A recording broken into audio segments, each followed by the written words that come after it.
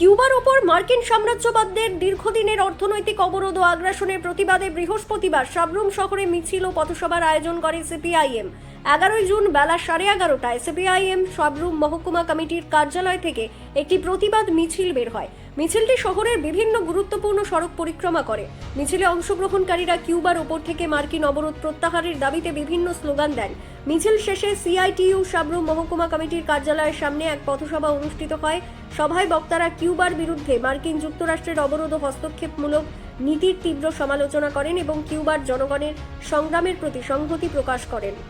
জানিয়ে বা মার্কিন সাম্রাজ্যবাদের এই আক্রমণে বা ষড়যন্ত্রের বিরুদ্ধে আমাদের পার্টি ইউনিটগুলি সারা দেশে বিক্ষোভ প্রতিবাদ সেখানে সংগঠিত করবে।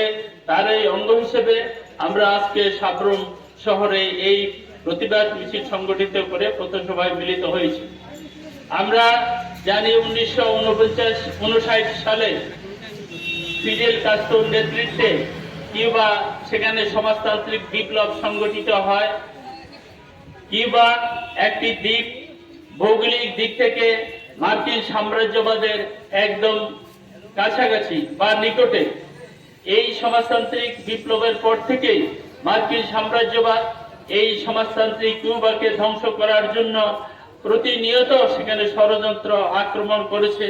আমরা দেখেছি 1961 সাল 62 সালের দিকে সেখানে আমেরিকা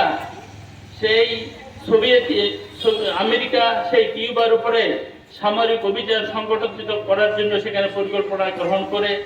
যদিও তখন সমাজতান্ত্রিক সোভিয়েত ইউনিয়ন সেখানে পাশে দাঁড়িয়েছিলেন এবং যার ফলে সেই দুই মহাশক্তিধর রাষ্ট্র যদি যুদ্ধে লিপ্ত হয়, পৃথিবীতে তৃতীয় বিশ্বযুদ্ধ সেখানে শুরু হয়ে যাবে। দুই রাষ্ট্রপ্রধানেরা কূটনৈতিক আলোচনার মাধ্যমে 1962 সালে সেই যুদ্ধের যে উত্তেজনা তৈরি হয়েছিল সেটা প্রশমিত হয়। কিন্তু তারপরও আমরা দেখি মার্কিন সাম্রাজ্যবাদ সামগ্রিকভাবে কিউবার উপর অর্থনৈতিক অবরোধ সেখানে সৃষ্টি করে।